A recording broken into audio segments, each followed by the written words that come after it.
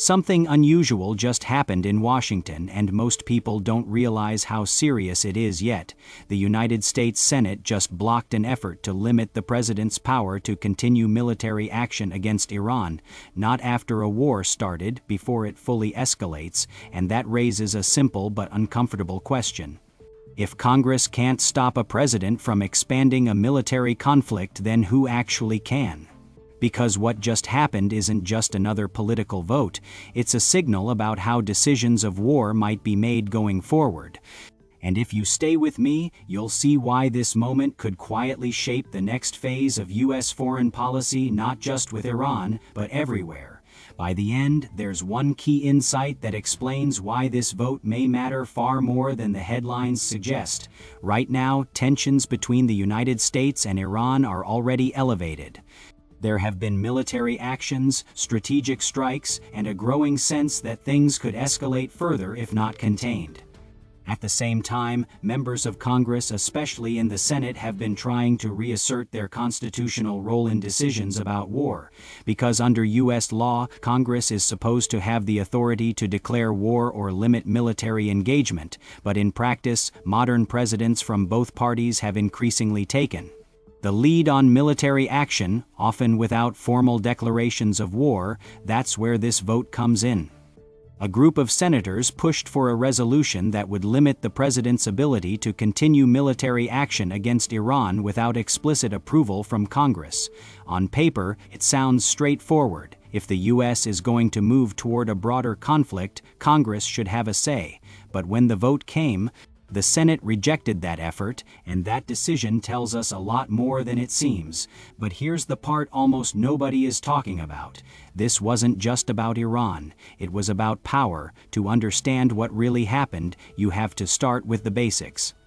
The resolution being debated was based on something called the War Powers Framework, a set of rules designed to prevent presidents from unilaterally dragging the country into prolonged conflicts. The idea is simple: the president can respond quickly to threats, but sustained military action should require congressional approval. In this case, the resolution aimed to draw a line. It would have required the administration to either scale back military involvement with Iran or come back to Congress for authorization.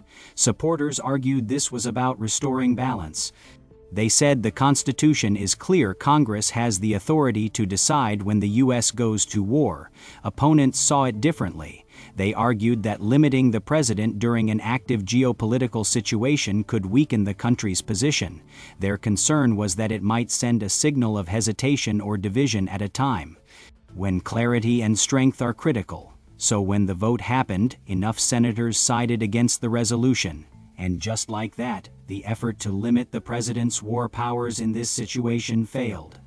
Now, on the surface, it might look like just another partisan vote, but if you look closer, the implications are much bigger, because what this vote effectively does is allow the current trajectory of U.S. military involvement with Iran to continue without a new layer of congressional oversight, and that raises a deeper question: if Congress chooses not to act here under these conditions, when would it act?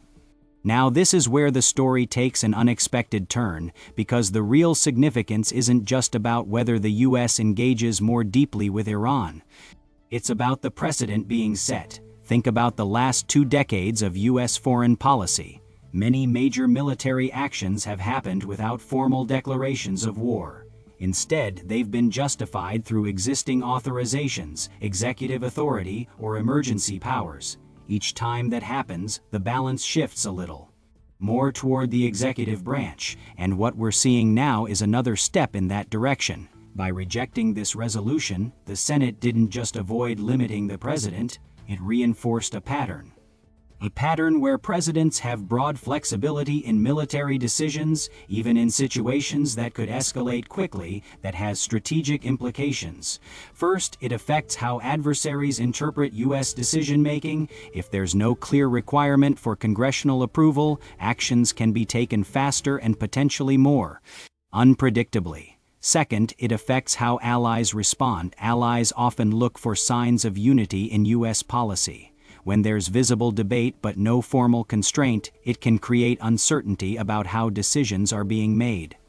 And third, it affects domestic accountability, because without a formal vote authorizing or limiting military action, it becomes harder to draw clear lines of responsibility. That doesn't mean the decision was right or wrong, but it does mean the system is evolving, and what happened next changed the entire calculation, because once the resolution failed, the conversation shifted almost immediately. Instead of debating whether the president should be limited, the focus moved to what the president might do next, and that's where things become more unpredictable.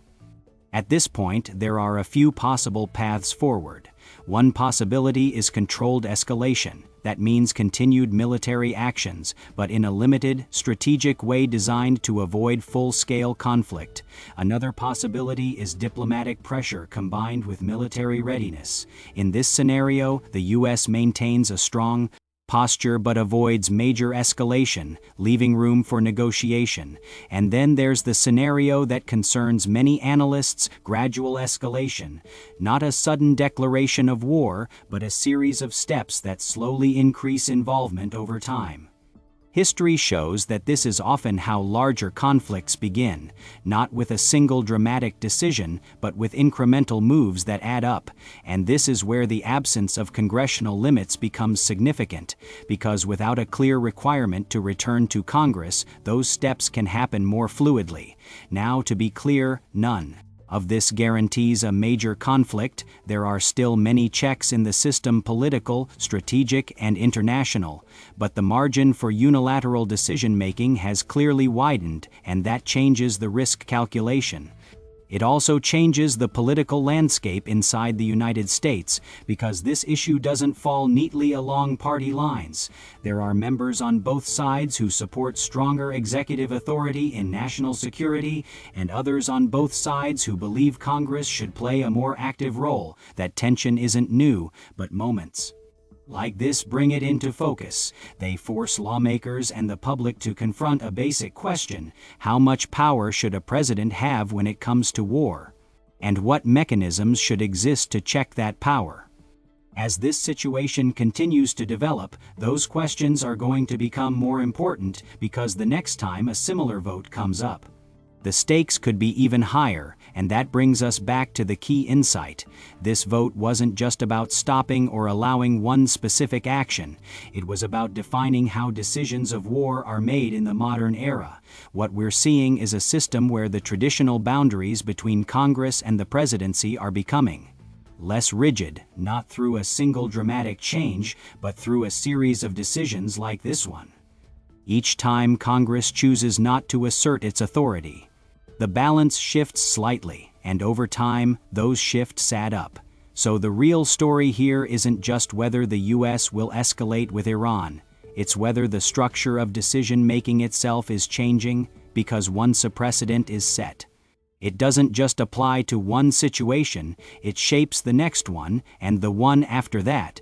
That's why this moment matters, not because it answers all the questions, but because it quietly changes how those questions will be answered in the future. If you want more clear, fact-based breakdowns like this, the kind that go beyond headlines and actually explain what's happening, make sure you're subscribed. And I'm curious what you think about this. Should Congress have stepped in here, or is it better for the president to have flexibility in situations like this? Drop your thoughts below. And if you know someone who follows U.S. politics closely, share this with them, because this is one of those stories that looks small at first, but could turn out to be much bigger than it seems.